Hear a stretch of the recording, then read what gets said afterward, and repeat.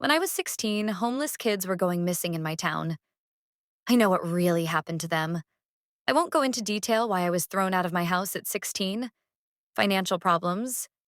I came from a poor family. Mom and dad wanted me to get a job, and I wanted to stay in school, so that caused arguments. I also made the mistake of revealing to them an intimate part of myself I should have kept fucking hidden. Look, I won't say being on the street was better, but being away from that toxic environment was like a breath of fresh air. I lived in a pretty big town, and there were a lot of kids living on the streets. I did try and find somewhere at first. I stayed in hotels with my last remaining cash, but then I found myself with the option of eating or starving. I was very stubborn at 16. I hated asking for handouts, and just the idea of asking my school for help was like losing. I didn't want my friends and teachers to know about my situation, so I dropped school. Again, I was a stupid, stubborn kid. I obviously should have asked for help, but back then, teachers didn't care. Kids in my school were severely bullied, and nothing ever changed. They were there to teach, and that was it. So, the thought of telling them I was fucking homeless just wasn't happening. I didn't want their pity. I didn't want their attempt to try empathize with me when in reality, they did not give a fuck. So, yes, I ended up on the streets. But there was a community of us. We were all in the same situation, thrown out for the same reasons: toxic and abusive parents, or significant others. So, all we had were each other. I've seen homeless kids depicted on TV movies as scrappy pickpockets. That's a lie. The kids who I hung with weren't brave enough to pickpocket. If they saw cash, food, anything they wanted hanging around unclaimed, they would snatch it up. The pickpocket thing is just the media glamorizing the idea of being a street kid, turning them into a fun, quirky group of teenage criminals trying to survive. The reality is a lot more depressing. I ended up in a group of kids on the south side of our town. Ben, the leader of our gang, was the latest to disappear. Look, I didn't believe in the child catcher rumors. I thought they were just stories, but it became evident someone was actually kidnapping street kids. I may have come from a toxic house, but I was sheltered. I didn't think things like that existed. I had never been in the type of situation when they could exist. Kidnapping was like a foreign concept to me. It only happened in movies and cartoons. But then familiar faces I knew started to disappear. Carly, a street performer who was trying to earn enough money to leave town. Jason, the weird kid with the eye patch who tried to steal my phone. These kids weren't friends, but they felt comfortable. They felt like a community, even when I wasn't personally close with them. Carly always smiled at me, offering me fresh donuts some old man handed her in the morning. Jason was always skulking around the music stores, asking for change. Every time I saw him, we talked about things that didn't even matter. But talking to him made me feel less alone. When Jason disappeared, that normalcy I'd gotten used to started to fade. I looked for him, but his familiar purple woolen hat had vanished. Carly was always singing under the bridge every afternoon. I could hear her voice while snoozing in the park entrance. She sounded like an angel. With her gone, I felt colder than usual. I couldn't get warm no matter how many times I rubbed my hands together and stuck my them under my coat. I had holes in my socks and shoes, and the freezing chill was creeping into my bones. Carly's disappearance really shook me, especially when, several days later, a guy took her spot with his guitar, screaming out painfully bad reimaginings of pop songs. When Ben vanished, I started taking word of mouth more seriously. "He's been taken by the white van," was the rumor floating around. Apparently, some kid saw Ben getting dragged into a white van. This kid was also known to say BS to get attention, but his claim was actually believable. Ben, Carly, Jason, and the other missing kids were last seen at the homeless shelter. So, the place where kids were vanishing wasn't exactly ideal. But it did have hot soup and coffee, as well as a place to charge my phone, so I risked it. The homeless shelter was where most kids hung out every day. I used the mostly broken facilities to shower, use the bathroom, and try to make connections with kids who were well known. It was pretty much a survival instinct at this point. If I was going to survive on the streets, I needed people I could count on. I had this constant need to get my name out there, just in case I was one of the missing. But it turns out, not all homeless kids play nice.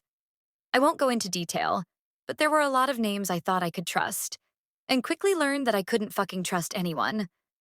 I got my first phone stolen, and then my shoes were snatched while I was sleeping. I was definitely hardened after a while on the streets. So when Charlie came along, I basically told him to go fuck himself.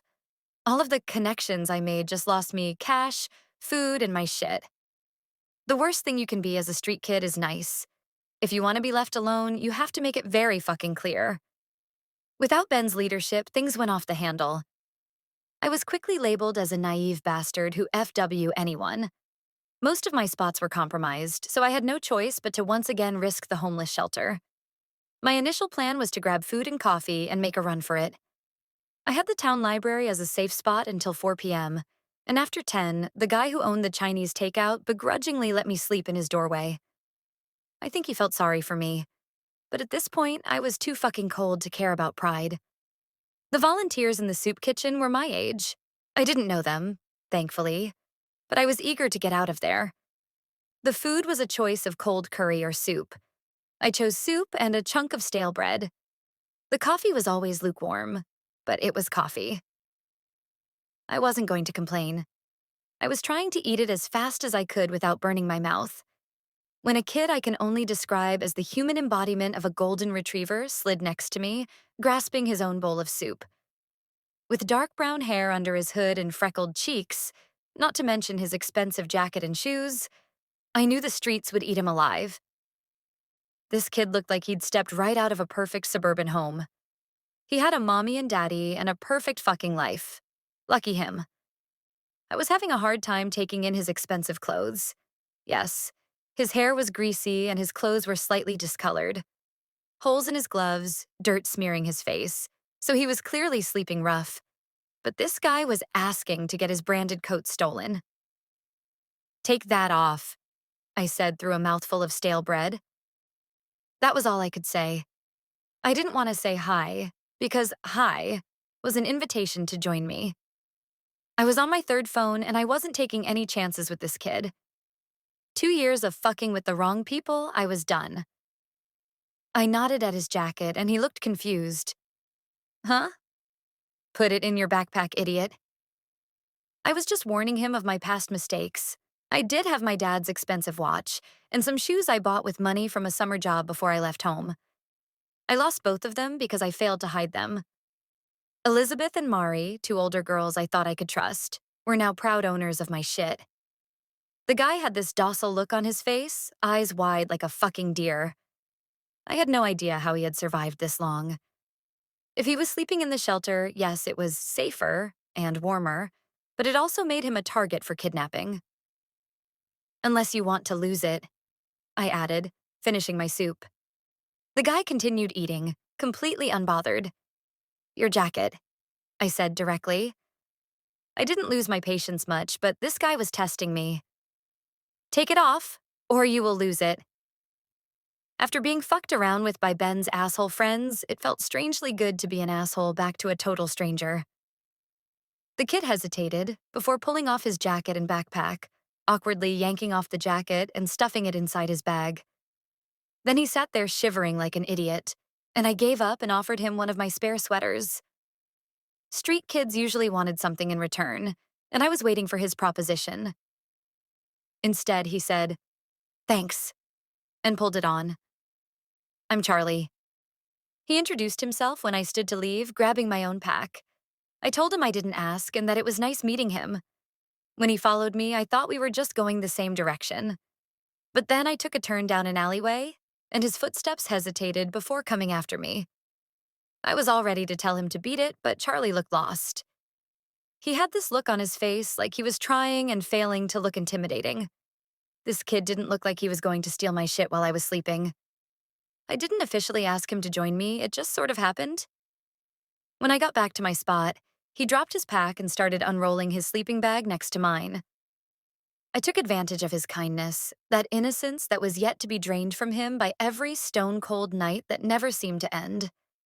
Midnight and dawn felt like centuries apart, and I was never warm enough. My toes were always numb, my fingers losing all feeling.